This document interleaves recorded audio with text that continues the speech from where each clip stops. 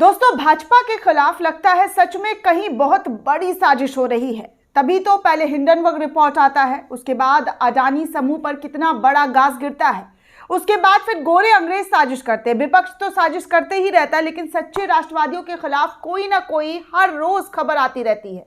कभी हंगामा तो कभी प्रदर्शन। अब देखिए ना, हरियाणा में जहां पर बीजेपी की डबल इंजन सरकार है, जहां पर देश के लिए 18-18 घंटे काम करते हैं प्रधानमंत्री, 1 रुपया सरकारी खर्च नहीं करते हैं, और उन्हीं सरकार के खिलाफ हरियाणा में बहुत बड़ा प्रदर्शन होता हुआ नजर आ रहा है। अचानक इतना बड़ा प्रदर्शन देखने को मिला है दोस्तों कि इस साल हरियाणा के आखिर में विधानसभा चुनाव में इसका असर पड़ सकता है। ऐसे में राज्य सरकार के हजारों कर्मचारी पुरानी पेंशन योजना बहाल करने की मांग को लेकर आज सड़कों पर उतर गए हैं। आज पंचकुला में जमा हुए हैं हजारों की हजार संख्या में सरकारी कर्मचारी सड़कों पर उतर आना और अपनी मांगों को लेकर मुख्यमंत्री मनोहर लाल खट्टर के घर की ओर मार्च करना। हालांकि प्रदर्शनकारियों को रोक दिया गया है। पुलिस ने वाटर कैनन, आंसू गैस, तमाम चीजें चलाई है। हरियाणा पुलिस ने उन्हें तितर बितर करने के लिए हर वो संभव कोशिश की है। पानी की बौछार और आंसू गैस के गोले तो ऐसे दागे गए कि आप वीडियो में देख सकते हैं। यहां तक कि आंदोलनकारियों को भगाने के लिए हवाई फायरिंग तक किया गया है। इस वीडियो को इंडियन नेशनल कांग्रेस की तरफ से भी शेयर किया गया है। दरअसल दोस्तों, हरियाणा में सरकारी कर्मचारी पुरानी पेंशन योजना को बहाल करने की मांग कर रहे हैं, जिसको लेकर सरकारी कर्मचारियों का सड़कों पर हंगामा शुरू हो गया है, क्योंकि ये योजना कांग्रेस शासित राज्य छत्तीसगढ़, राजस्थान और हिमाचल प्रदेश में शुरू की गई है। इसके अलावा पुरानी पेंशन योजना झारखंड में भी लागू कर दी गई है, जहां झारखंड मुक्ति मोर्चा के नेतृत्व वाले सत्तारूढ़ गठबंधन में कांग्रेस जूनियर पार्टनर है।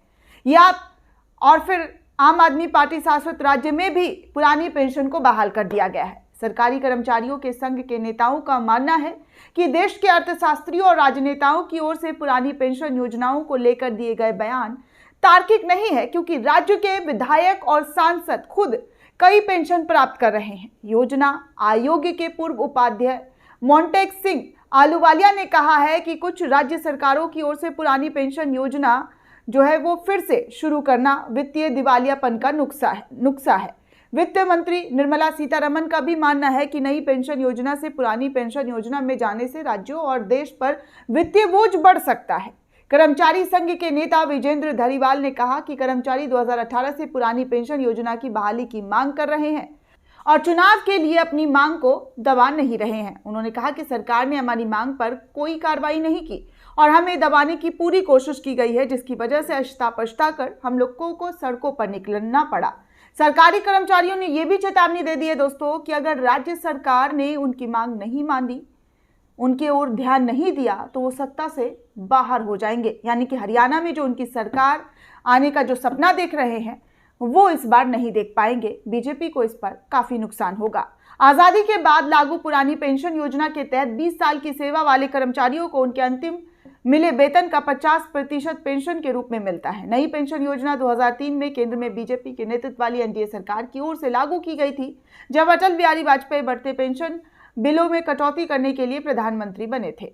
एनपीएस के तहत सरकार और कर्मचारियों को अपने वेतन में कम से कम 10 से 14% पेंशन फंड देना होता है, और यही वजह है कि आज हरियाणा की सड़कों पर पंचकुला में खचाखच भीड़ नजर आ रही है। सैकड़ों हजारों की तादाद में प्रदर्शनकारी प्रदर्शन करते हुए नजर आ रहे हैं और उनकी एक ही मांग है कि पुरानी पेंशन बहाल की जाए, पुरानी पेंशन लागू की जाए, जिससे उनके आमदनी में जो इतनी महंगाई है, महंगाई का जो मार है, उसमें राहत मिल सके और कर्मचारियों का एक बार फिर से बहुत बड़ा प्रदर्शन हरियाणा की सड़कों पर नजर आ रहा है। आप वीडियो के माध्यम से देख सकते हैं।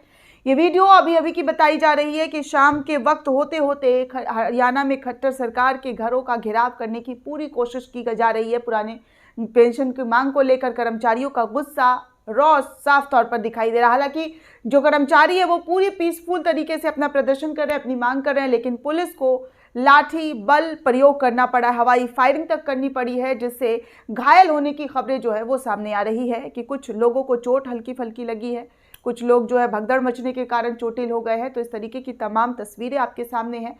दोस्तों, इस पूरे रिपोर्ट को लेकर आप क्या सोचते हैं, आपकी क्या प्रतिक्रिया है, हमें कमेंट सेक्शन में जरूर बताइएगा। साथ ही साथ नेशन 360 को ज़्यादा से ज़्यादा लाइक, शेयर और सब्सक्राइब करना बिल्कुल भी ना भूलें।